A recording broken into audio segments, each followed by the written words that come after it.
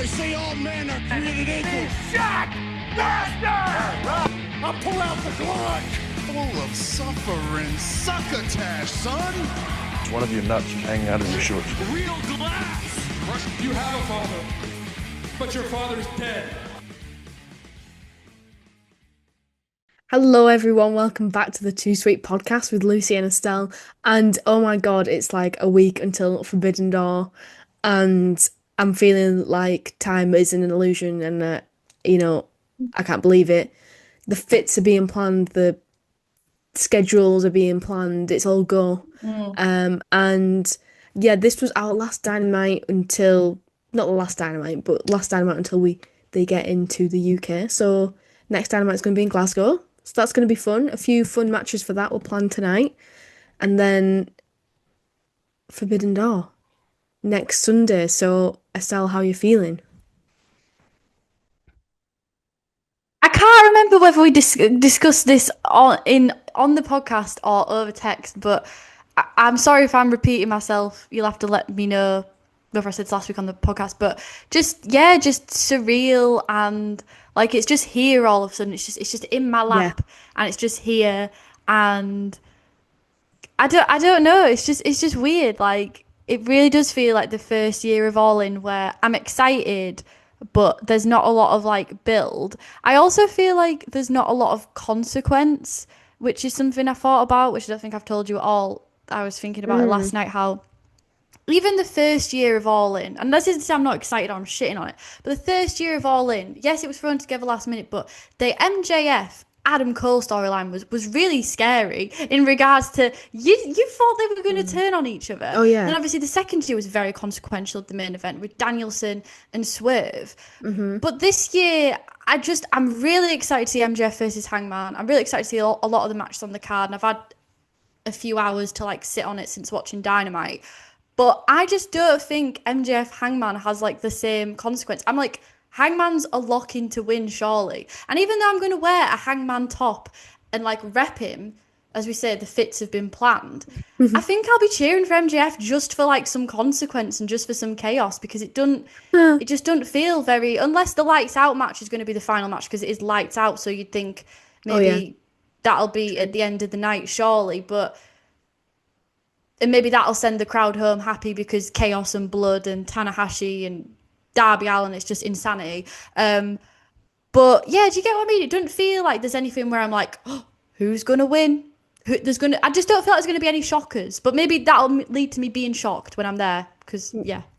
Yeah, I do very much agree. These matches are huge and they're going to be brilliant, and I'm excited for them. But it's not... Yeah, it's not as if I'm biting my nails. Oh, I'm shitting myself. Who's gonna win? I'm like, it's not like that with any of them. I'd say like maybe Toni Storm versus Athena has a little bit of about it. Like it could go either way. But do you really think it's gonna go either way?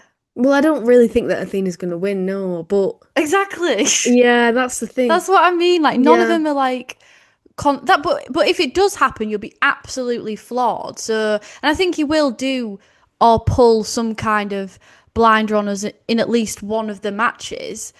But I'm really excited, because the O2 is smaller than Wembley, and it'll be the closest me and you've ever been to an AEW ring. We're in the second tiered bowl, sort of vertical to the ring, diagonal, if that makes sense. So, but it'll definitely be the closest we'll ever be in proportion to the ring. So that's really exciting. And obviously it's very exciting seeing our favourites in person. Didn't get to see Kenny last year, my favourite wrestler, so it'll be great to see him in action. Great to see some of the New Japan talent. I'm really excited to see Takahashi. I'm really excited to see Tanahashi. It's a shame about Naito that, he had to go out a bit before. I was selfish. Could he not have held on for me to see him at Forbidden Door? But yeah, I'm pretty excited for those matches. Those are two Japanese stars that I've been a fan of for a very, very, very long time. So it'll be great to see them in person. But yeah, it's just, I wouldn't say I have like low expectations or like tapered expectations. And when you're there, the hype will be amazing. But there's one more Dynamite left, so Mm. we'll see. But It kind of feels a little predictable. All yeah, the matches feel predictable, and that's a totally fair assessment. And obviously, we'll go through it more when we go through what happened at Dynamite. But I just want to also I've just completely lost my train of thought. Sorry, 1 second. I have seen a lot of criticism online, and I have actually already addressed this, but a lot of people are very disappointed about the lack of forbiddenness about it. And like, oh, it's not Forbidden Door, there's hardly any Japanese talent or Mexican talent, it's mostly AEW versus AEW. And to be fair, we've already talked about this, and I'll just probably be repeating myself. I understand the criticism, I really do, but I also feel like it's kind of inevitable with the way not inevitable, but the landscape of wrestling at the moment. The relationships that AEW have built with these wrestling companies now means that nothing is really off limits. So you're not going to probably ever achieve what like the first Forbidden Door did, or like, the big surprises of, oh my God, this person in this company, it's unbelievable. Well, it's rare to get that, and I feel like we said last week, we're sort of transitioning to Forbidden Door being more just like a normal pay-per-view with a bit of an international flair, but do we need to change the name, etc. I understand the criticism and a little bit of the disappointment that some people have, but looking at the card and all the names on the card, I'm like, well, I'm happy because these are people I want to see. So I don't know. yeah, I think they definitely need to, after this year, retire it for a while until like the landscape sort of resettles. But you can't really complain because it's kind of a testament to how good the relationships are Yeah, that it doesn't really exactly. feel special. Is because the international market right now is so open and free moving, and people are able to wrestle in AW, and that's why it's kind of lost it. I guess you could argue like, oh, there's a forbidden element because it's you're seeing Edge and Christian, and stuff like that. And yeah, yeah, I am glad we're seeing this live though, because I think if you were just watching this at home due to the predictability, I mean, if you're still watching it live at home, we as the crowd will definitely bring it, I can guarantee. So, and the wrestling will still be great. But I think with the presumed predictability, it wouldn't be that enticing. But I think seeing it live and seeing all our faves live, the way I'm viewing it is like, I'm going to be the closest I've ever been. I'm going to see some of my favourite people, and it's kind of more of like an exhibition. And I think if I go into it with those expectations, then I can't be disappointed. It is what it Yeah. is. It is what it is. You can complain or you can appreciate Yeah, what you've got in front of exactly. you. So during this Dynamite, I do have some complaints that I am going to run through, but I want people to keep in mind that when I've vented, I then compartmentalize, put it in a little box, and I move on and I just enjoy what I've got. But the purpose of the podcast is to talk about things. So I Yeah. know some people might just take that as, oh, well, like last week or maybe the week before. I can't fuck it. It wasn't last week, it's the week before. There was issues, well, not issues, but we had like a different take on it than other people. But the point is, like, we have to, fuck me, we have to like talk about it, and then we can move on. Then the next week, Yeah. like, we're not negative or whatever, if that makes Yeah. sense. But I Well, do 'cause have some criticisms that I do have to run through. that I don't know makes if I'm making sense you anymore. are making sense because it's week on week, we go into detail about it. You know, every episode of Dynamite, we go into detail on every segment, right? And we talk about what we liked and what we didn't like about it.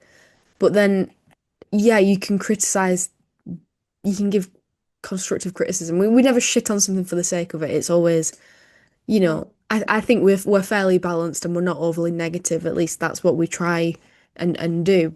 And then I can still accept as a wrestling fan, as a mark, I'm fucking excited to see this wrestling in person and I can't wait for the event.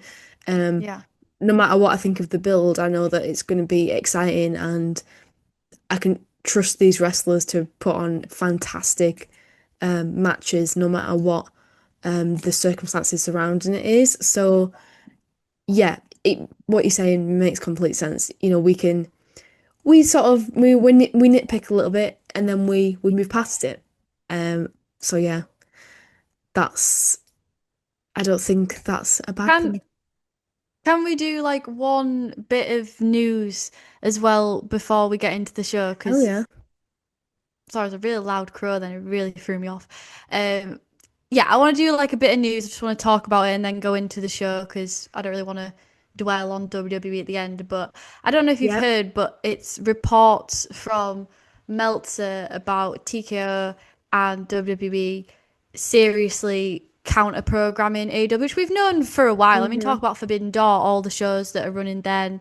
I believe it's at World's End. They are showing Lesnar versus Cena, Cena's Hmm. retirement match, which that was a shit show because Triple H was like, oh, John Cena, he's specially requested this, and then John Cena was like, I never requested this. I've never requested hardly any opponents. So, um, very interesting. But my point being the counter programming, especially when it comes to TV networks, because obviously it's happening in person with venues, counter booking events. But I think something that Dave Meltzer was particularly picking up on was that WWE wants to obliterate.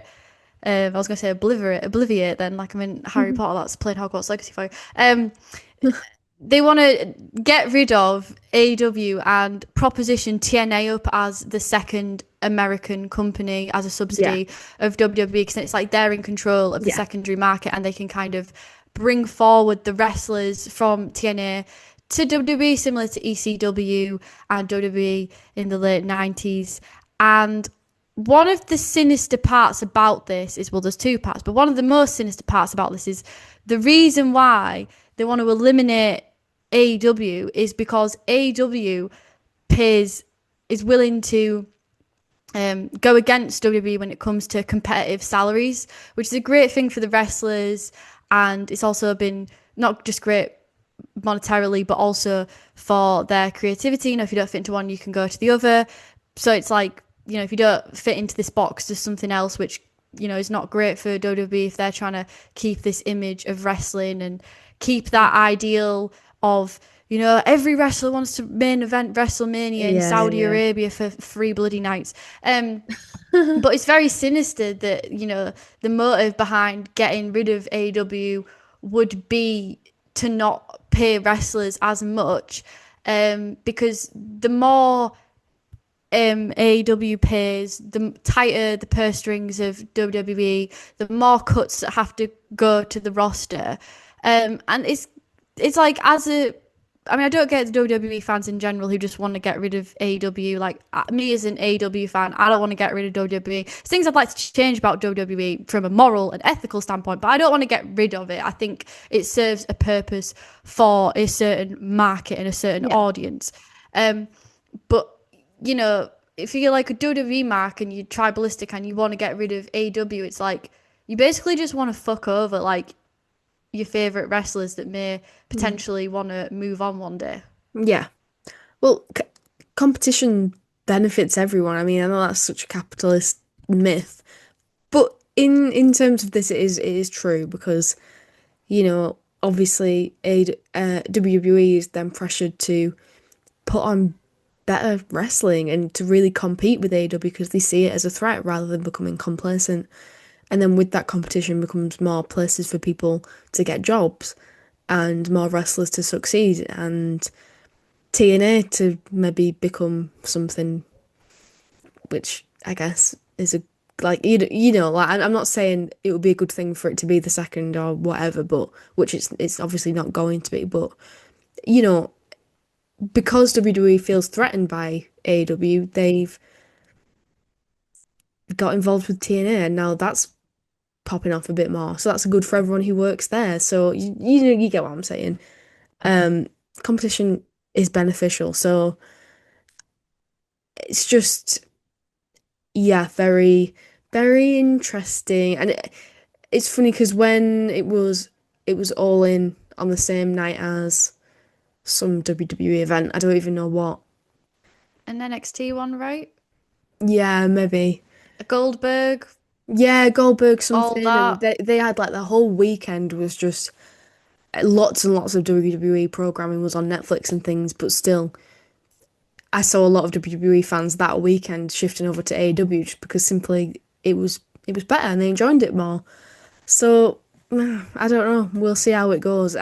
It's obviously concerning because we all know from WWE's history of putting other wrestling companies out of business. Like if they go balls to the wall with Well, something, it can, you know, well, go on. that is my point. My secondary point I want to link in is why we need to be concerned about this. Well, this has been going on for a while. The propositioning a PLE against an AEW PLE. I fucking hate that word.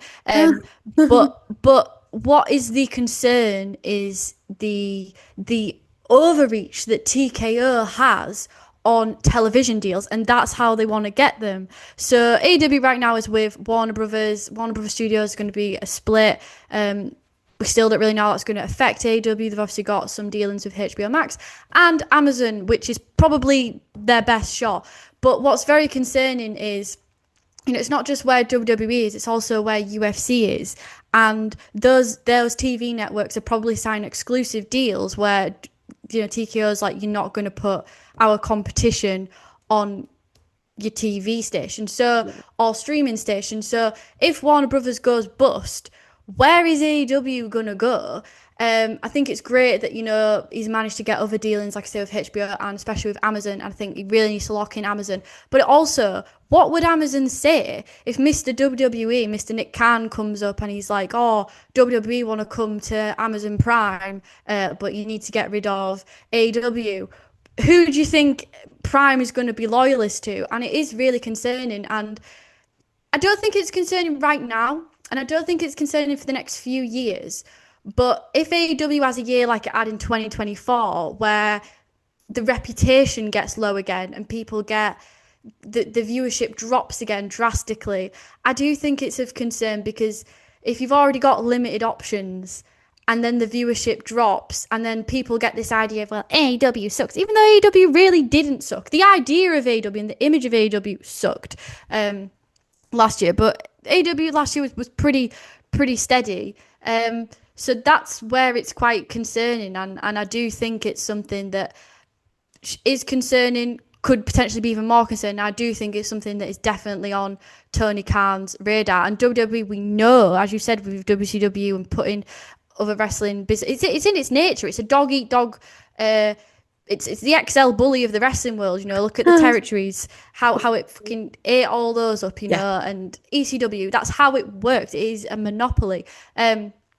It takes all the best, innovative, unique bits of each program that it absorbs, and it sucks out all the juice from the carcass and throws it away, and then claims that it was original and it did it first, even though it fucking didn't. The Attitude Era and the original ECW.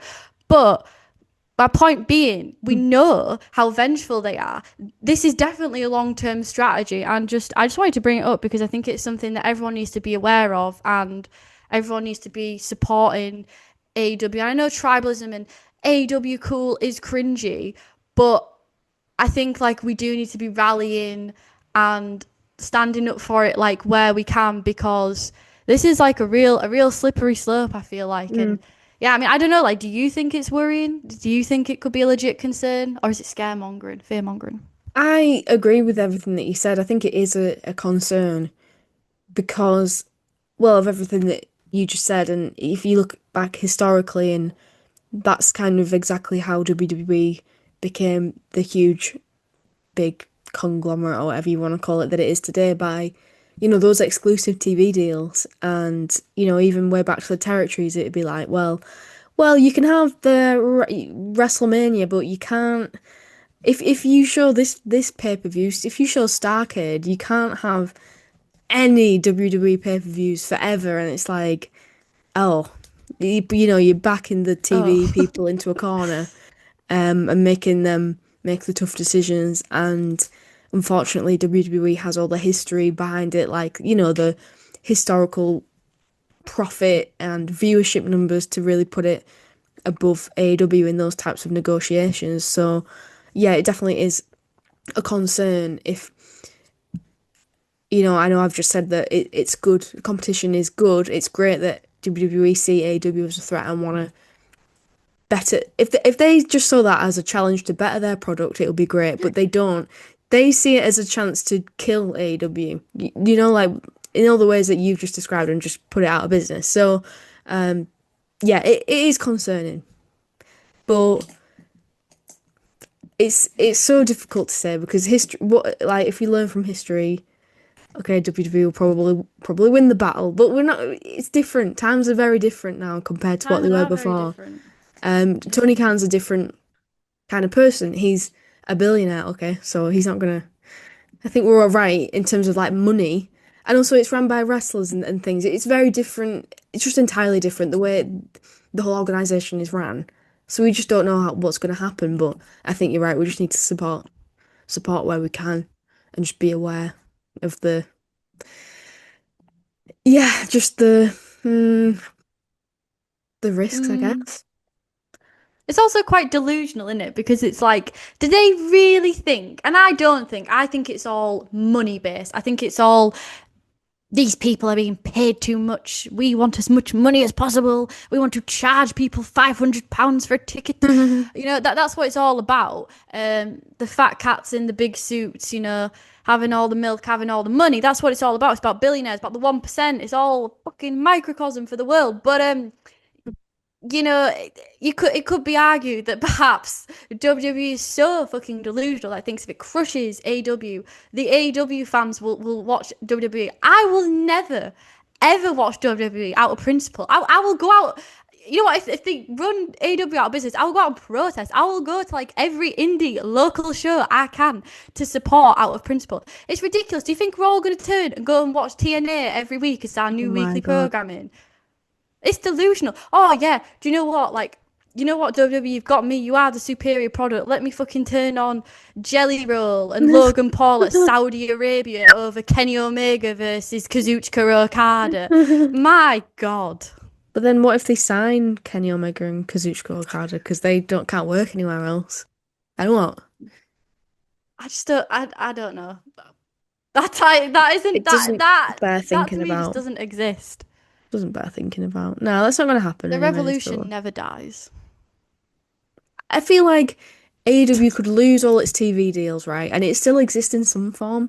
Like, if I'm imagining a world where, like, it's not on TV anymore, Dynamite doesn't exist, I still feel like they go around doing shows. I feel like the Young Bucks wouldn't let it die like that. And obviously everyone else, like Kenny, etc. So, yeah.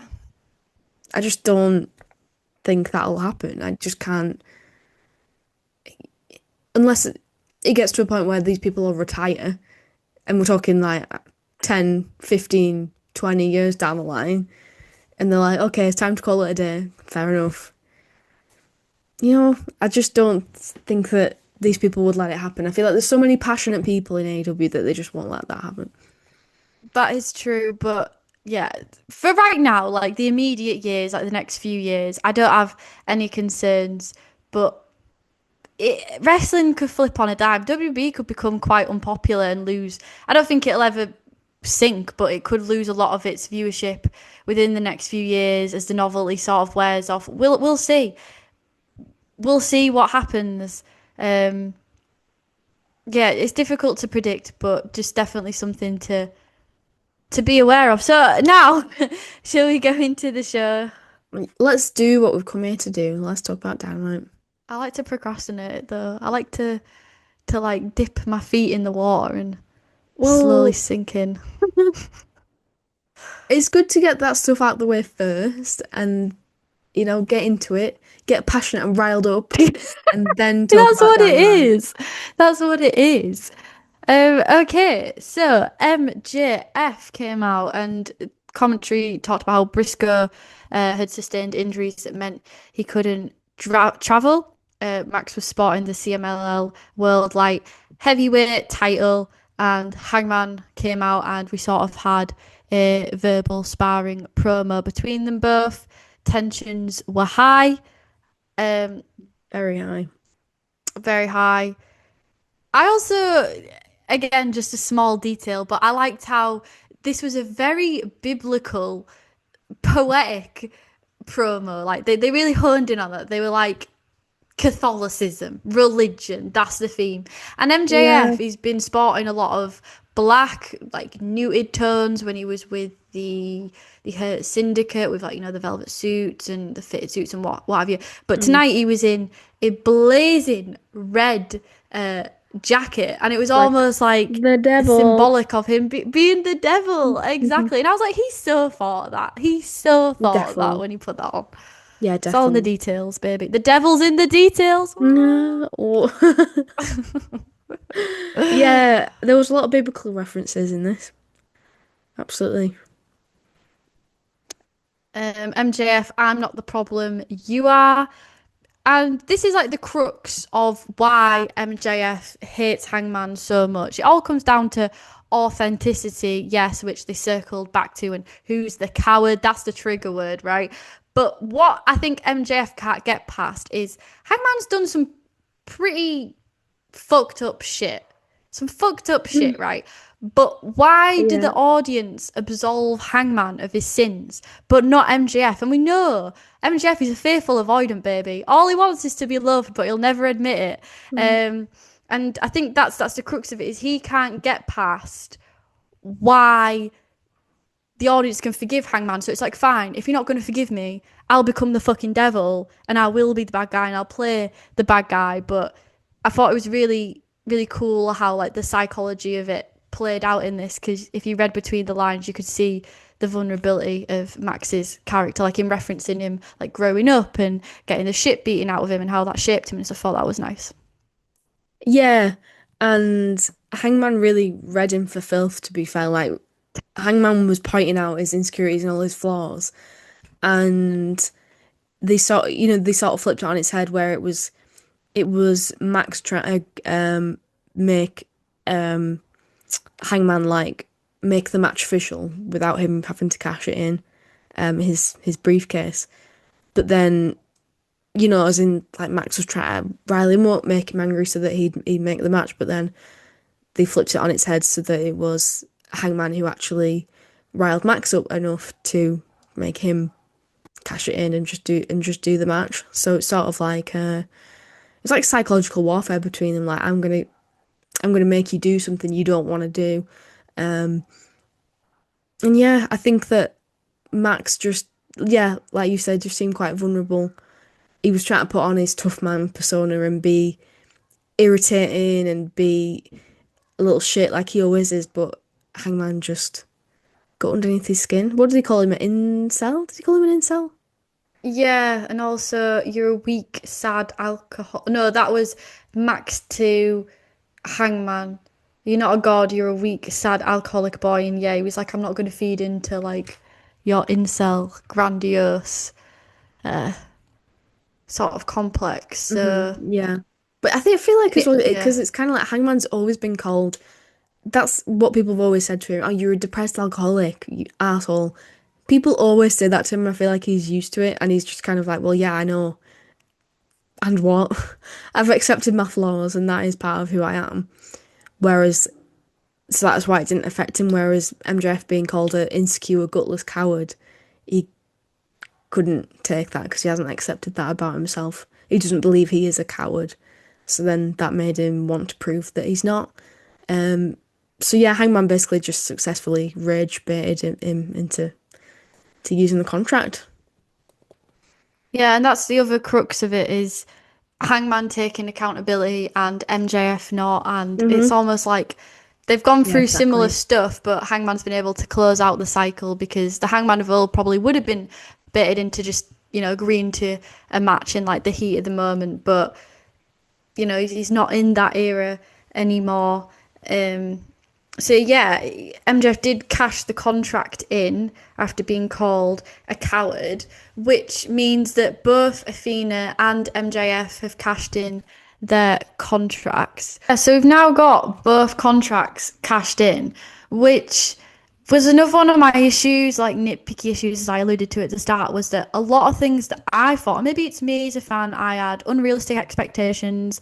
You know, I thought of a better way to book it, but with the Christian stuff and then with the contracts being cashed in, both of them, it felt like I was fine with Athena doing it because I was like, okay, that gives like a good reason for that to happen because, you know, it couldn't. I don't feel like Athena could have rage baited Tony Storm into it. Wouldn't have really made a lot of sense. But Yeah. I just feel like you've got some good plot devices there, and it kind of felt like it's going to be more of like a Money in the Bank kind of situation, or like when Christian won the contract All In last year, and they kind of, you know, kept alluding to, is he going to use it? I thought it was going to be more like that with MJF, but no, yeah. it's like they just pulled the trigger on it. So I just feel like that's a bit of a wasted opportunity because I feel like you didn't need to do that. I feel like MJF could have had that could have really suited him as well. Like really suited his character just to off the cuff, cash it in when you least expect it, and really wind somebody up by getting it when he doesn't deserve it. I do feel like it's maybe a little out of character for him. I know that the way they've done it, it's made sense. Yeah. In context, it makes sense, but maybe out of context, it seems a little out of character. You know, to tell the person, I'm going to cash it in, let's have a match. Is that something that heel MJF would choose to do? I guess maybe they're just wanting to go a completely different route with it and just maybe distinguish themselves from, I guess it's a WWE like cliche or trope almost, that, oh, it's an unexpected cash in. Maybe they're trying to distance from that. But yeah, I do think that there probably was potential for something a little more exciting with this. So yeah, I agree. But then I don't hate this either. I'm somewhere in the middle. I don't hate it, but maybe it could have been fun. Yeah, it feels like they're really like speed running MJF at the minute. We had the Hurt Yeah. Syndicate breakup, which is really abrupt, and then this contract device is very abrupt. And I, What's like I going on? said, I feel like it is predictable that MJF is going to lose. So then it's like, where does he go? Because now he has no Hurt Syndicate. He didn't win the title, which has been his main like character MO. So where does that lead him? I don't know whether as well it's a bit of anxiety on MJF's part and Tony Khan like wounds from the past because of the Devil storyline. They drew that out and then too high expectations. And also with Christian, even though it was fun watching him guard the title, when he cashed it in, it was very shit. It was very, very shit. So maybe it's a bit of like anxiety of, oh, well, when we've tried to do this stuff in the past, it don't work. So maybe we'll try knee-jerk reactions and maybe that's like more hot and more fun. And maybe it's also like the pressure of AEW at the minute. It's got a good reception. So they're like, oh, we don't want to do as much slow burn stuff. We just want to give people action, action, action. Maybe that's more the booking style they're going for. Yeah. Which I'd just speculate. I think, yeah, you could be on something there. I sort of understand that. Like, just pull the trigger on something, do it instantly. Yeah, I'm confused about. I'm just a little confused where we're going with MJF because I don't envisage him winning the title from Hangman. So then what? And I also don't envisage like a face turn. I feel like it's No. been too soon that he had the face to heel turn. So I can't really see that happening. So yeah, I mean, I'm sure he'll do something and whatever he does will be great. But yeah, and this segment closed out with "I will see you at Forbidden Door, dumbass," Hangman nonchalantly said, which I thought seemed rather affectionate. You know, I felt like there was like some homoerotic undertones there of like, "See you at," you know, it's like affectionate, like That's you everything rascal, Hangman does. you. Everything Hangman does is a little bit of homoerotic undertones. Yeah, I do think Hangman sort of pities him a little bit. I feel that. I feel like Hangman's developed so much of the person that he can kind of look at someone and see their faults and insecurities and see the reasons why they are like that because he's been there himself, kind of. So yeah, love him. Such a multifaceted character. What a guy. Such an empath. So then we got Darby and the Death Riders and the fallout from last week. Now we flash forward to the Death Riders standing outside. Mox says whatever you think is happening at Forbidden Door is not, in reference to Darby's of a challenge to Mox by taping the forbidden door. Well, he didn't tape it; he stapled it to Ewers' forehead, and that then goes into the match of Mox versus Kevin Knight. This was a pretty solid match, I thought. Yeah, I quite liked it. I thought it was entertaining. I liked obviously the stark difference between the two. I think that the psychology of it worked with Kevin Knight trying to use the quickness and the high flying to stop Moxley, but Mox sort of always been one step ahead of him, which I think was pretty similar to what he did with Speedball Mike Bailey last week. But I think that it worked equally as well. Yeah, I thought it was good. It was entertaining. Yeah, Kevin Knight was great. That mid-air drop kick to Mox. I feel like Literally flew. Yeah, stylistically, him, Speedball, Swerve, and there's others, but I can't really think of him sort of have this new sort of orthodox style that's quite similar. If it's just so fucking slick, and it feels like the 2.0 of AEW style. I'd say the 1.0 is like the elite style of the Young Bucks of spamming. I'm not criticizing it. I love it. Like spamming the super kick and like the grand submissions in stereo and like 5 people in a row, like human centipede fucking submission. Like it's just crazy. It's just a feast to the eyes, right? It's spot fest. Yeah. Whereas like the 2.0 style with like Osprey coming in and Swerve stepping up and being pushed up the card, it really feels like there's this new wave, and I don't know if this is again making sense, this new wave style that Kevin Knight does very, very well and is a great proponent or mascot of. Yeah, you got a really good point. I love that. I love that way of thinking about it, and I think you're right. This was fun as well because sorry, Hologram I think exemplifies that too. Like there's a lot of wrestlers. Yeah.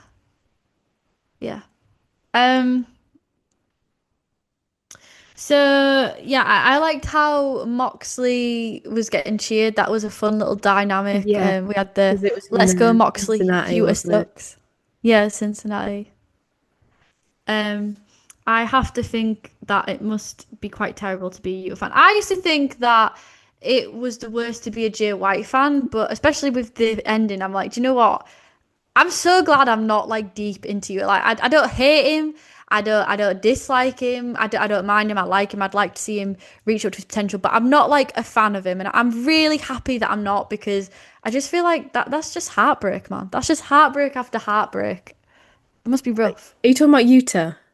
Yeah. Yeah. Like being a fan of Utah and like his booking. It's awful. It's like just suffer constantly. Tony Khan's like, Utah, you haven't suffered enough. Suffer more. Why is he not in the bloody Lights Out match? Can you answer me that? I even thought about that. Gabe Kidd is in that match. Wheeler Yuta is not. Claudio in either, is he? Yeah, Claudio is. Claudio, that is Mox, bad. Gabe That Kidd, is bad, and the Young actually. Bucks. That is actually I just gotta really think bad. that Yuta might be doing. But again, I'm gonna get my hopes up, and they're gonna be dashed. I've got to hope he's doing something like trying to help them, and it fails, and then he turns face. I don't know. Danielson returns.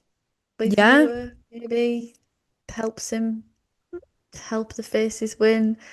Fuck I don't know. Don't get my hopes up though, because it's probably not going to happen. Yeah, we need to have mid expectations for Forbidden Door. But it always felt for Willie Ewer. It always felt like Kevin Knight had a shot, and he got his shit in similarly to definitely Speedball. We had the splash with the knees up, the sleeper hold on. I like Taz's observation of it being a triangle hold, so it was being cinched in tighter as they were rolling around, and that rolling around led you to think that he was going to break out of the hold, but it was nice, that observation of, it's tightening and he's being choked out. I really like that. Yeah. Me too. So speaking of Lucy's faves, we then had Claudio. Well, no, actually, we had, first of all, Darby, which this, as I do with every Darby Allin fucking appearance just had me creasing because he's walking like he's a sim, he's got a walking setting from the fucking Sims, like a Sims robber. He's got a skateboard in one hand and a body bag in the other. He's walking so slowly. It's absolutely ridiculous, and I was just pissing myself. Yuta takes the L for Shafir, and he's back in that body bag, baby. Oh my God. Yeah. Darby Allin's always got a prop, hasn't he? He's always got some sort of random item. Yeah, and he used his skateboard to beat up Wheeler Yuta, which is another really funny thing about Darby Allin. Like, why is his weapon of choice a skateboard? I know he's a skateboarder, blah, blah, blah, but is that really the most painful weapon you could choose? Like, come on. He was a skater boy. But anyway, back to Claudio. Sorry, I was just trying to bring you out of your depression then. Claudio. He catches Darby mid coffin drop and then puts him in the body bag, which I'm sure you found some humour in. I mean, hilarious. He was UFOing him, wasn't he? Spinning round and round and round. That was humorous. What a sight. It's like this is what I said last week. There's always something really random on Dynamite. Some sort of like visual that is so bizarre and unique. It's literally never happened before in the history of the world existing. It happens on Dynamite. You just can't predict it. Yeah, just bizarre. Need a montage of Dynamite being a fever dream. He gut wrenches Darby into the body bag and she says UFOs him round. But then Ospreay comes out, which, you know, we all knew it was a worked injury, so it wasn't like that much of like a holy shit, Ospreay's back. Do you not think he's hurt, man? Because Ian was sat next to me. Everyone's bloody hurt. He didn't really have a herniated disc in his neck, did he? And I was like, I fucking thought he did. No, he got a few weeks off for like his travel and stuff because he'd been traveling a lot, and then it was always speculated that he was going to come back before Forbidden Door, obviously, because that's England. He ain't going to miss that, is he? Well, obviously not. I mean, I have been worked. I believed him. You have, brother. I believed him. So you were surprised when he came back? Not exactly surprised, because I thought what a disaster it would be if he was too hurt to do Forbidden Door. Don't you think he must be a little bit hurt? Because wouldn't they put him in a singles match? That's kind of where I'm at with it.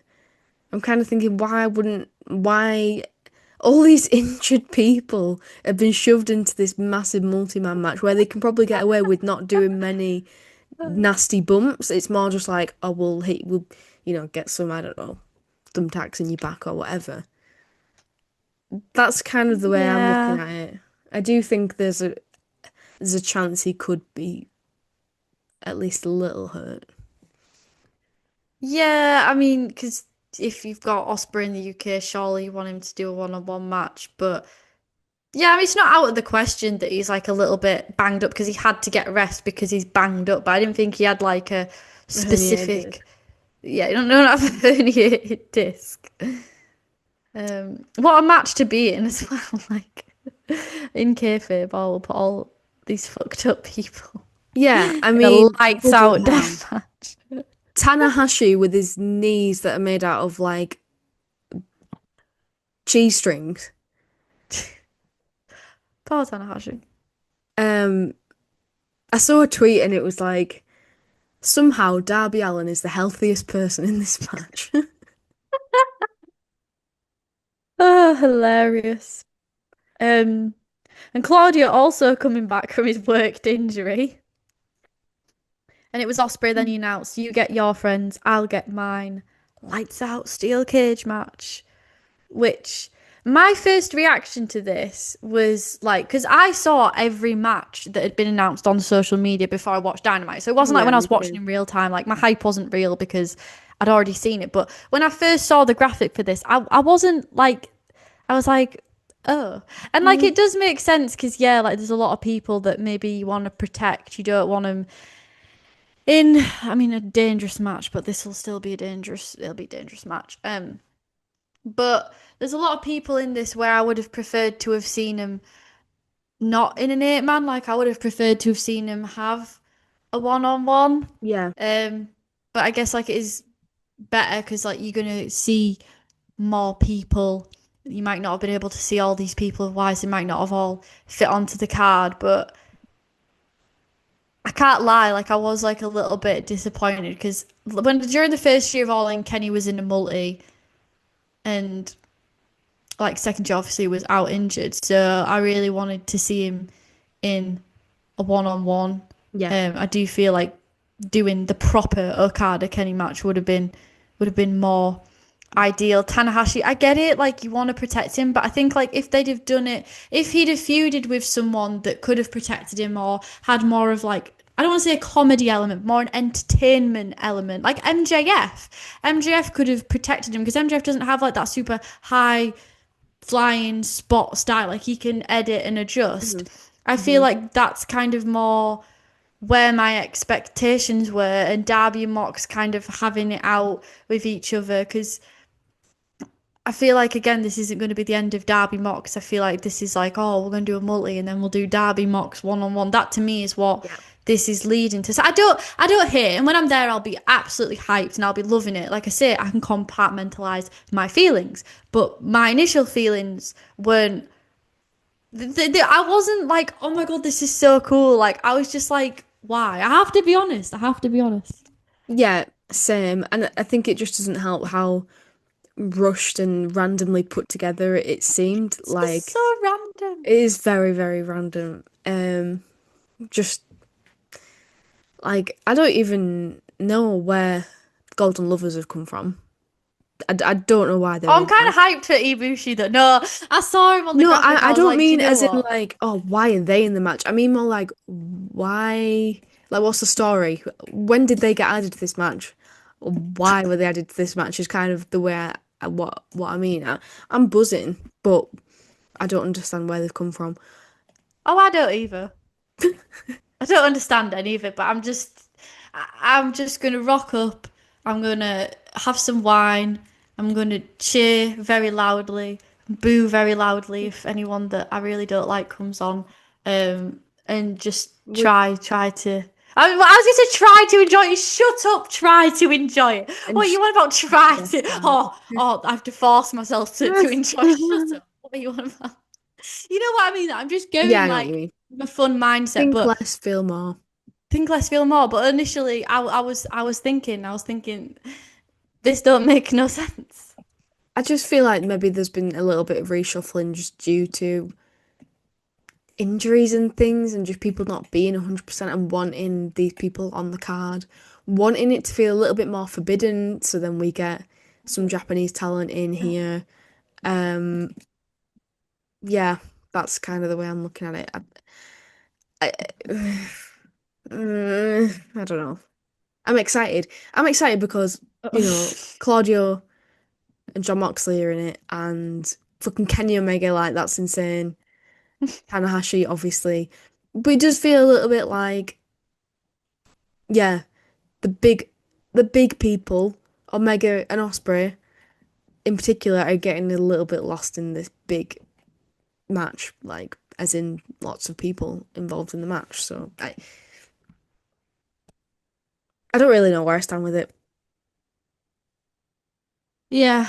So then we had the Cup FTR video package reminding us of what is to come, the joys. And then we had the women's trios, which was the CEO and two-thirds of the Triangle of Madness, Tekla and Sky Blue, versus Alex Windsor, Aminata, and Willow. We had Tony in the rafters, and then Athena's music played, and she was on the other side. So contract in hand. So that was sort of like, again, a dynamic that was played into it, and Money and Tony and like their history. And yeah, this group of women have been working well together, and they continue to do so. Although I did feel like this match was quite short. It had an ad break that ran through quite a lot of it. Yeah, which was a shame considering, there's 6 women in this match. There's a lot of people who didn't really get a lot of TV time there. So yeah, 100%. I think that the Triangle of Madness they're just fucking badass. Love them. My other main thought was it's pretty shitty. Do we not think that we're like 1 week out of Forbidden Door and we still don't know who the CMLL and the New Japan talent are going to be in the TBS Championship match, when we're building up to it a lot and we're building Alex Windsor versus Mercedes Moné, but it's always like, but he's going to be a four-way and we don't know who these people are and the graphic looks stupid because there's like two shadow people on the graphic. Just feels a bit it just feels a bit shitty, a bit disorganized. Like, why do we not know who these people are yet? Can we not build to that? Yeah, the only thing I can think of is like scheduling. Yeah. But obviously it's more ideal if they can start the stuff in person. It's more exciting. But at this point, it's like you cut your losses and just get them to film a fucking video. Well, get them to film a video. Like, that's what I think. That's exactly what I think. You could have a really interesting promo packages that could at least build to it a little bit. So it makes me think, do they not even know who it's going to be yet? Surely they do. Surely they do. But why wouldn't you announce it? I don't know. I don't know. I feel like there's a lot of things we don't know in this episode so far. Yeah, there is. I feel like that's probably about the 100th time I've said that. Because that's just where we're at with it. We just don't know. A week out from Forbidden Door and two mystery people. Just feels a bit of nonsense, if you ask me. It is. And as well, I just want to touch on like the things with this episode is like, even though like I say we are sort of criticising it, I feel like on the surface it was a fun episode. It's just when you dig a little deeper and you start deep in it and thinking about things, which is what we do on this podcast, and obviously we're deep in things particularly because we're going to be there watching the pay-per-view in person next Sunday, so it's a bit more personal to us, that you kind of start seeing these cracks. And yeah, you do start thinking, who are the mystery people? Why are we not announcing it? But there's still collision in between Dynamite, so maybe something will happen there. Yeah, for sure. My other thing is just like the other women in this match besides Mercedes and Alex Windsor. Like, I'd love to see them at Forbidden Door, but sadly it doesn't seem like they're going to be on the card. And that's really gutting. Just because they're awesome, and why shouldn't they have a space on the pay-per-view? Especially Willow, because I bought a brand new Willow Nightingale t-shirt to wear, and she's probably not even going to be there. Like, what the hell? Yeah, that's like proper hipster in it. It's like, look at me. I'm so cool. Wrestling even here. But yeah, to talk about the match instead of other stuff, I enjoyed the match, even though I agree with you, it was short. It was smooth, I felt like, and again, I felt like they were just being pretty brutal, which we've seen in all the women's matches lately. Love Aminata. Love her headbutts. Love Aminata in the most excellent. In the most northern voice. Our Aminata. Don't we love her? Queen Aminata. And you know what's Prince funny? Nana. When Alex Windsor's like, Windsor, and then Justin Roberts is like, Windsor. That's really funny. Alex Windsor. The stark difference between them is hilarious. Yeah, I liked as well seeing our Aminata. I liked seeing her and Monet sort of having a small fraction of TV time together. That was very fun to see. Sky Blue taps to Alex Windsor, which I thought was interesting that they're choosing to prioritize. Again, I get it. Windsor, she's in the four-way, you want to book her strong, but I thought it was interesting that they're choosing to prioritise Windsor over the stable. Yeah, I totally agree. But I guess then it's like you can't have the CEO out of taking the pin, so okay, fair enough, makes sense, but it's like this is supposed to be a new threatening stable. Right. They're not really doing much, are they? I mean, Tekla's had a thing with Aminata, but they're not really like taking over, terrorising the women's division. Kind of eating dust. Yeah, exactly. I feel like maybe you could have had Tekla getting a pin over on Aminata and then they run a thing on Collision and we have a pre-show match at Forbidden Door perhaps. That would be the ideal scenario for me. But yeah, but I totally get it though, because you obviously want Alex Windsor to look like a strong contender going into the match where bloody, Mercedes Moné is clearly, arguably the top women's wrestler in the world, considering the amount of belts that she has. So you need her to have a solid contender. So I get it. Yeah. So we had Tony and Athena brawling. We had an in-ring brawl. Tony has fighting words for Athena, and then we had this great shot of Monet and Athena on the ramp facing up at Tony Storm, which was mad aura.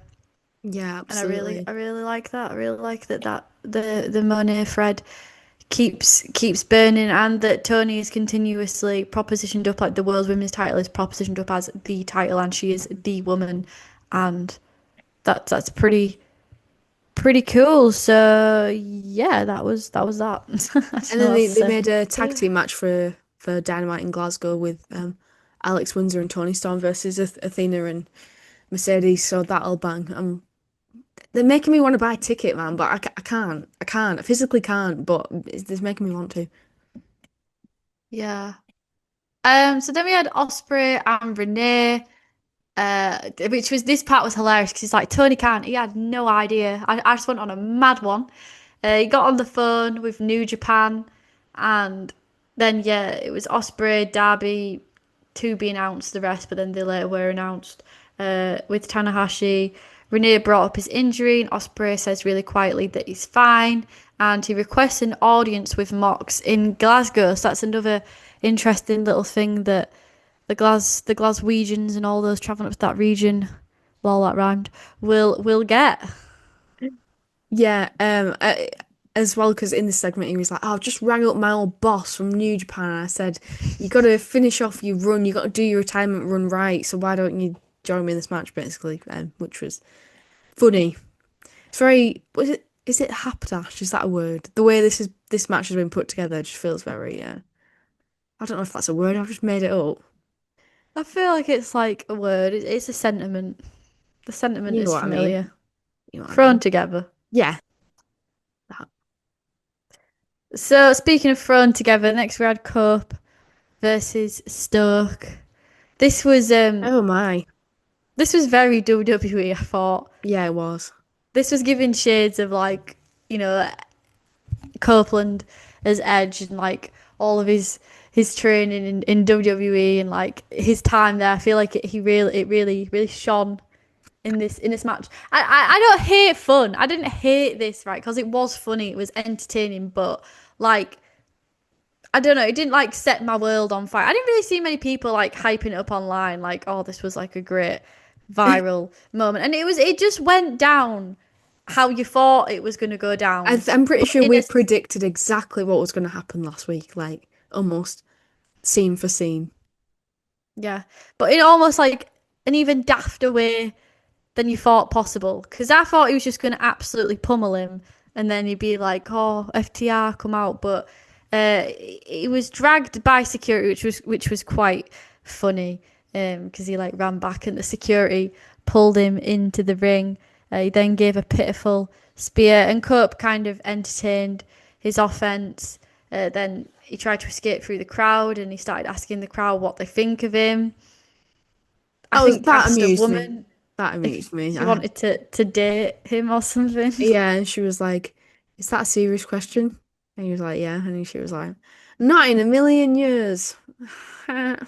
So yeah, because Lol. he's short, he's bald, and he's got no hose. Yep. So Oh then yeah, and FTR. Cope was like, "Are there any hoes in the house?" It's like, oh, feminism's not dead, guys. Yeah, FTR came out and disposed of. Yeah, they were disposed of. Uh, Cope goes to spear Stoke, but like this devil's dust stuff was thrown in his What the face. hell was that? And Cash delivers a very, very vicious punt with the mic. I was like, Jesus Christ, you're gonna knock him out. How ruthless. Well, that's the nature of a mic punt, isn't it? Because it makes a big, loud, satisfying noise. Yeah, but that was like the loudest mic punt I've heard. Like that was real brutal. Um, then we had Christian coming down with Spike. Nick Wayne gets behind him but gets caught out and flees. Cope and Christian are face to face and there's hug it out chance. Cope initiates the hug and Christian accepts.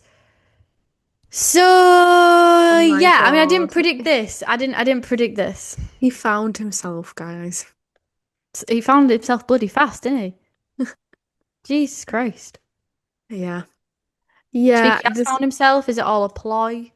Is it opportunistic? could be, but I'm just clinging at it to be interesting somehow. I know. Which sounds harsh because But it's Edge and Christian. But I'm like, if they were exactly. going to turn him face, I'd rather they just have done it immediately. Like when Cope came back, and if Christian would have united, that would have had the biggest pop and like the biggest reaction. Or if you're going to take it down the other way, where he's a tweener or a heel, drag that shit out. Drag that shit out.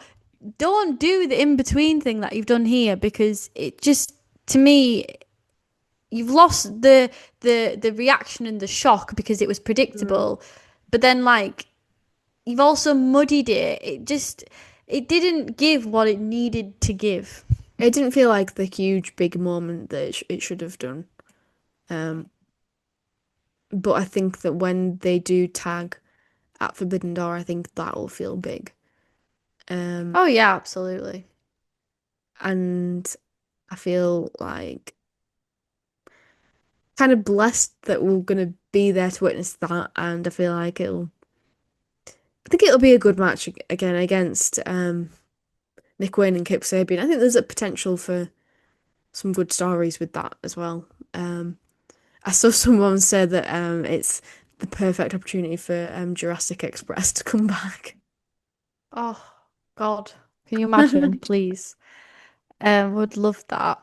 But yeah, I mean, when all's said and done, all these matches, like despite the build and the slapdash build or whatever, Slapdash, that's it, not fucking hapdash. What am I talking about? Slapdash, you're right. I don't know if it is slapdash. It is, I'm sure Whatever it you is. call it.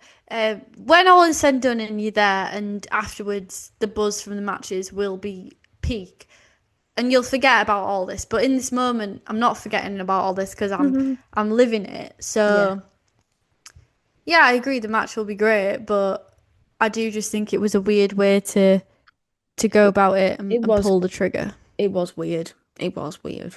A lot of things are a bit weird at the moment, aren't they? Yeah, so then we had I don't know if you caught it, it was very short. Speaking of weird, this was weird, like the music and the sort of AI CGI city, and then Hook's signal, Yeah. which was quite enlightening though, because I was fully convinced he was going to WWE, but Yeah. I guess he was just in his reality TV era, and now Yeah. he's like coming back to the dub. Yeah, that's exciting. I have to admit, this popped me because I wasn't expecting it. It's like, fuck yeah. Yeah, no. I was like, what is this? Is like my stream broken? Is this like what is this thing? But um um so then another thing that I found really weird, and this actually worked me, was the random pyro. Because I found commentary so convincing. They were like, what's this? Sorry, this isn't supposed to be No. happening. And I was like, this is really awkward. Like this is really I'm embarrassed for them. No way, man. No way. I mean, we're both getting worked this week. We're both getting severely worked.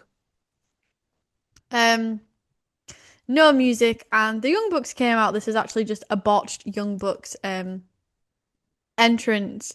So Slick Mr. Nick. Inst Slick Nick and Mr. Instant Reply, which apparently were some of their Replay. older replay. That's Sorry, the names they used when they were backyard wrestlers. that's so cute. And You need to read such their autobiography, Christian man. boy activity in it. Just such like Christian boy activity that. Oh, you really need to read the autobiography. It's brilliant. I would recommend it to anyone listening to this. It's just I didn't know that they were backyard wrestlers before, and like the extent to which they did that, and like they built their own ring, etc. So that was really interesting, and also, like the development of AEW. So yeah, very, very good read, and that's the only reason I understood this reference. Yep.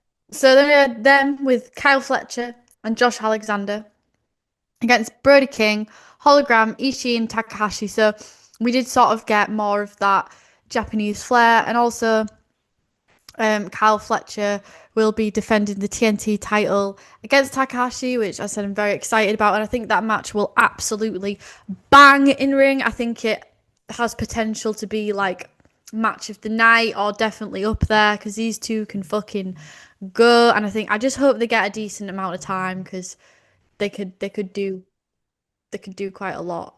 I feel like. It was hilarious when Taz said that on commentary a little bit later. I can't remember what match he was talking about, but he went, "What do the kids say these days? It's gonna be a banger." That was just hilarious. So you just reminded me of that. Certified banger. The Young Bucks super kicking Justin Roberts as well tickled me. Oh my God. That was funny. That was funny. That was funny.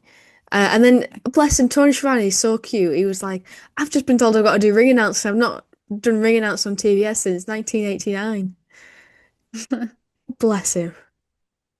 So we had one of the underrated spots that I thought that I really like stood out to me in this match was Fletcher, and he was upholding Ishii, which already takes so much strength, and then he was sniped like on the shin by Takahashi, and I thought that takes. They were on the apron as well, so that takes so much strength and timing for Ishii to fall down and whatever because they're on the fucking apron, and it's like if he'd have like loosened his grip and dropped Ishii if he wasn't strong enough. Do you know what I mean? I just felt like that was quite an underrated, dangerous spot and showed like just how athletic and strong and well conditioned Cal Fletcher is. Oh, absolutely. He's an absolute beast. Like even just looking at him, he's got an incredible look. But when you're so right, something like that takes a lot of precision. To be fair, I think Josh Alexander did. I can't remember exactly what it was, but I think it was Ishii that he had hold of, and he sort of slammed him on the apron, like he jumped down and then slammed him on the apron. I was very impressed by that as well. I was just like, that looked really dangerous. And how do you even hold a guy up when you're doing that? It just makes no sense to me.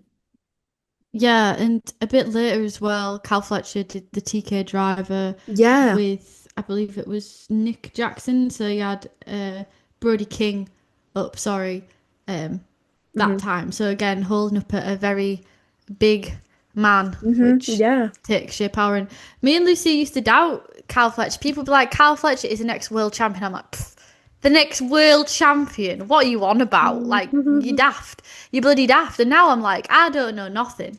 I don't know nothing. And I look at Sky Blue, and this is a quiet reflection I've been having. I look at Sky Blue and I think, she just doesn't have it. She just doesn't have it. And obviously, she's the girlfriend of Cal Fletcher. But I'm like, Estelle, like, you don't know who has it. You just need to be quiet about people and their potential because you doubted Kyle Fletcher, and look at him now. He's an absolute beast. Well, those people who said that obviously had more knowledge than we did somehow. They had the power of foresight. Somehow. Yeah, for sure. Yeah, I think that Kyle Fletcher his rise to the top has been very exponential is the word I'm looking for. The way he reinvented himself has been just, I don't think anyone could have predicted that. I mean, obviously people knew that or predicted he was going to be a brilliant like wrestler, and they saw that talent in him, but I just think the way that he carries himself and like the look and just the simplicity of like pink is his color, and he suits it so well, and everything about his promos, etc. Yeah, there's real talent there. Yeah, absolutely. I thought him and Takahashi had some really fun highlights in this match. I thought they were just well highlighted. It wasn't too much. They weren't giving away too much of what they're going to do, but they definitely took center place in this match. And it was Takahashi. Yeah, Takahashi getting the pin on Josh Alexander. So a little bit of tension because that's a fellow Don Callis family member. Where the hell is Takeshita? Sorry, my brain just died then. Yeah. Where the hell is Takeshita for Forbidden Door? Excellent fucking question. I don't know what's going on with that guy. What's going on with that G? I thought it was going to be like Takeshita versus Tanahashi or something like that. Some kind of passing the torch Yeah, match.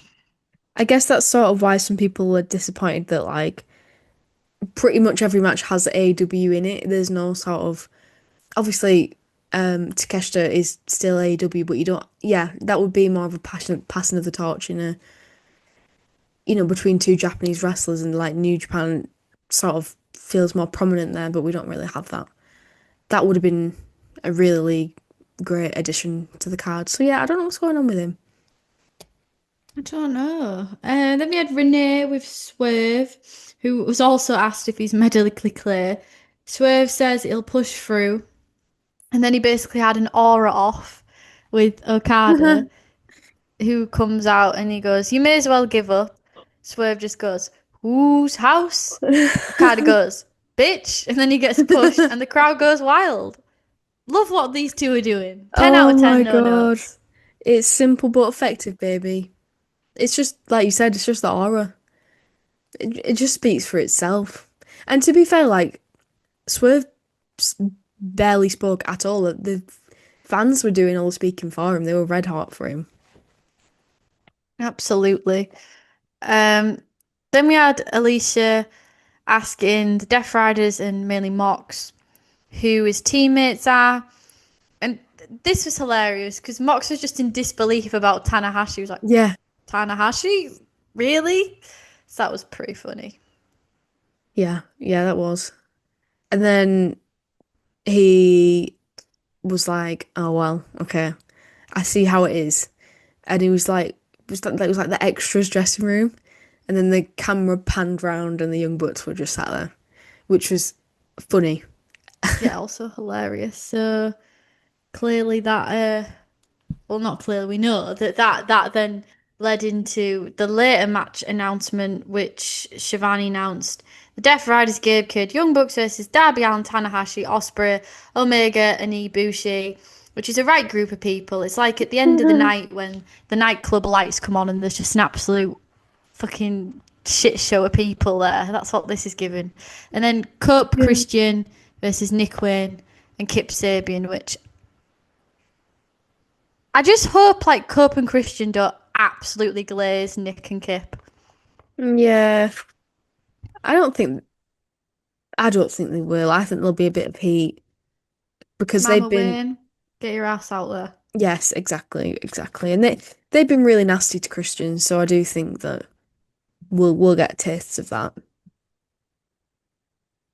So then we got the main event, which was a bit of a weird main event because it was the Ops Wasn't it? versus LFI, a trios match, which is pretty. This whole thing has been trying to build in its own unique, special little way, tried to build to Forbidden Door, and this match is just very inconsequential to have as a main event. Yeah. Also, the Ops. They're called the Ops because they are the Ops of the Death Riders, and yet they just don't give a fuck about them since they won the trios.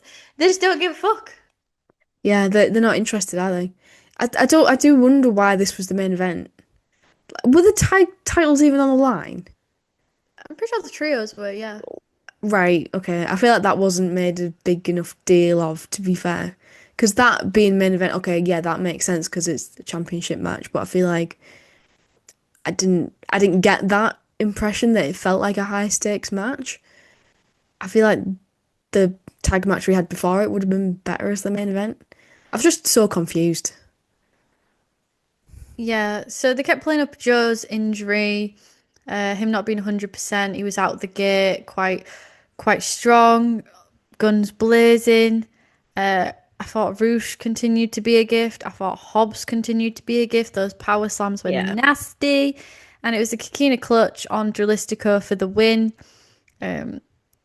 Again, LFI getting I forgot the name of him, and so I put getting the crazy triangle booking, Triangle of Madness, whatever they're called. I think Crazy Triangle has a better ring, but Crazy triangle. but yeah, like as well, I thought LFI. Like I said, I thought Roosh had a good showing, but I didn't feel like the other two did particularly. I did feel like the Ops did kind of glaze them during this match, so it was just a bit like. Just weird. Just weird. That's the word of the day, weird. Yeah. Fucking weird. Yeah, very much so. And it's not like they're wrestling at Forbidden Door, and yeah, it doesn't. Yeah, we don't necessarily. Everything doesn't have to be setting up for Forbidden Door, but I just wonder, like, what. Oh, but the main event should, surely. Yeah, right, exactly. Absolutely, the main event should. And I thought that was going to be the ending note. But luckily, the ending note, it did bring it back around because we had Renee with Hangman, who was attacked by MJF, who demanded cowboy shit as he's throwing him into cars in the car park. And he says he hasn't seen anything yet. So we did end hot. Because, yeah, I thought that's ridiculous if we end on this. Like, where's the consequence? But yeah, just a bit of a weird one overall. Not bad. We're not shitting on it. It wasn't bad, like especially the wrestling, and I was entertained. But it's more just we're looking at it from a build perspective, and I know they have the go home show in Glasgow, but it was pretty obvious they're just like we're off on holiday for a week next week to the UK. Like the attitude seems to be like we're going there, we're gonna have some fun, we're gonna do some stuff like. There will be a go home show angle, don't get me wrong, but I feel like they were trying to get as much of like the expedition as they could in this episode because I just can't imagine like I don't know, my brain's dead. I You feel like can't I've been talking imagine for a like long time. big developments happening next week. Is that kind of what you mean? Yeah. That's what I'm trying to say. Thank you. Yeah, I understand and I agree because it seems like everything's pretty much been set up apart from. So we still don't know who's going to face the Hurt Syndicate.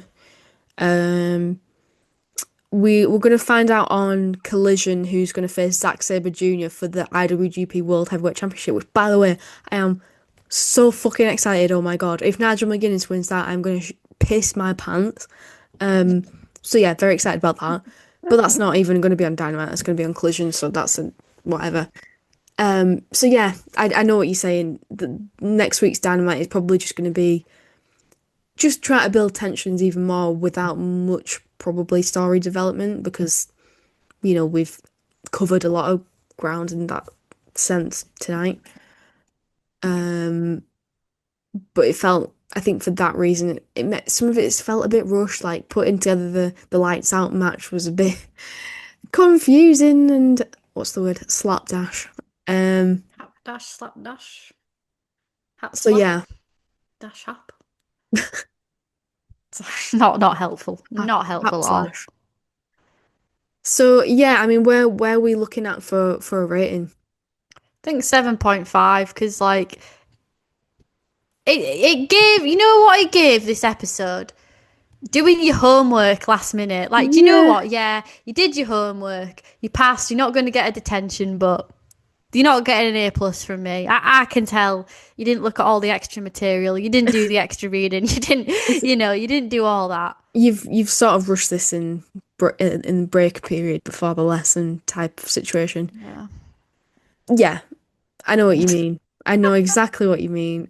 Yet again, knocking it out of the park with an amazing. Oh my God, we're going to Forbidden Door. Sorry, that just like hit me. Like, it's not real. It's gonna feel real next week because they're gonna be in the fucking UK. Oh my God, they're gonna be in the UK. Yeah, we need to be on high alert, walking around London because we could run into any of them at any time. We need to be like looking, look out. But we're not freaks. Like we don't camp outside hotels. We just live our life. By the way, I just want to clarify that. We're not going to go. If you do that at the airport, yeah. No, we're not going to be at the airport with our pop vinyls asking them to sign it. Looks that is, or following them outside the hotel, or etc. Because that's strange. But yeah, it's so exciting. Good things happen to people like us though, because we went to the after party last year and we left, and just as we left, Swerve Strickland left, and we did not, we weren't really paying much attention. So we left him alone. We didn't bother him. We didn't go up and ask him for an autograph fucking 3 a.m. because we're not freaks. But we got to see him up close. We're like subtly like, oh my God, that's Swerve Strickland. And that was so cool. And that was raw and authentic, and like, that moment is so special to me because I got to see him walk away with his crew. He's got his belt, he's got Nana, he's got all his wrestling crew, and he's just walking into the darkness of Wembley.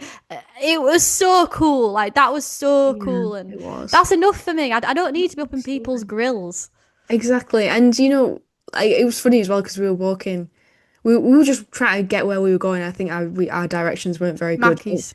Yeah, and then we kept on turning a corner and he'd be right there. We were like, Yeah, we were like, oh my God, we're not trying oops. to. We just want some like fucking fries and a Diet Coke. Like, Do you remember my apologies, sir. the first All In when they didn't organise a transport for CM Punk from the airport to the hotel? Yeah, he got the So tube. he had to get the tube, and like random wrestling fans had to give him directions. Like, when's that going to happen to me? And then that same think time when MJF MJF was in Mackey's as well, people had to teach him how to use the thing. It's just like crazy. It's things like that when you realise, oh, this sounds so stupid when I say it out loud, but you realise that wrestlers are just normal people. And you're just like, you're just a guy. You're just a guy. Ew, just Like- a guy. Gross. You're just a person. It's like It's like- 95% of our audience. I love men. Sorry. Well, another anecdote, when I worked Rev Pro and Mercedes Monet just asked me where the toilet was, and I was like, it's downstairs. So yeah, girls going up in the world. Rev Pro and close. She had Mercedes Monet's belt, like the AEW TBS belt, on her comms desk. And that was crazy. She's got mad aura. That was crazy. Oh man, now I forgot what I was going to say. Oh, you just reminded me. We're just excited for Forbidden Door. Yeah, really excited for Forbidden Door. But if you want in some graps before then, cheap plug, come to Future Shock on Sunday. I'm doing commentary. They're doing a double header. So if you're not available in the evening, that's all right. You can come to the daytime show. But if you're not available in the daytime, it's okay. You come to the evening show. It's in Stockport. Go to both. I'll go to Be both hardcore. because they'll both be amazing. So yeah, I meant to say that at the start, but I forgot, and that's just reminded me. So yeah, I agree with the 7.5. I think we can settle on that, and I'm looking forward to Dynamite next week because it'll just be fun. I think they'll pull it out of the park for, if I know it's Dynamite, but it still feels like a special event because it's in the UK. Yeah, and I think now as well, like I keep mentioning compartmentalize, like I know what my expectations are, and now I can just be positive and I can just go in knowing what it is, if that makes sense. Yeah. So, and for me, I've still got some work to do next week, but the majority of my work had to be finished this week, so I haven't really had the time to think about it. But now I can properly think about going to London, our London trip, and Forbidden Door, and I can actually start to get excited. It feels like the real countdown. I feel like I'm just going to watch Dynamite on Wednesday and be like, holy shit. So yeah, we'll be reviewing that, and we'll also be doing our predictions, which I think will be quite easy to do, to be fair. But yeah, we'll be doing that. Oh, yeah, I'm buzzing. I know that we've maybe seemed a little down on Dynamite this week, but that doesn't take away from our excitement for what's coming. So do let us know what you think. Jay White return. Oh, don't be Orange Cassidy return. Delulu ass. Hook return. Please. Jungle Boy return. Jungle Boy return. Jungle Boy return. Yeah, please.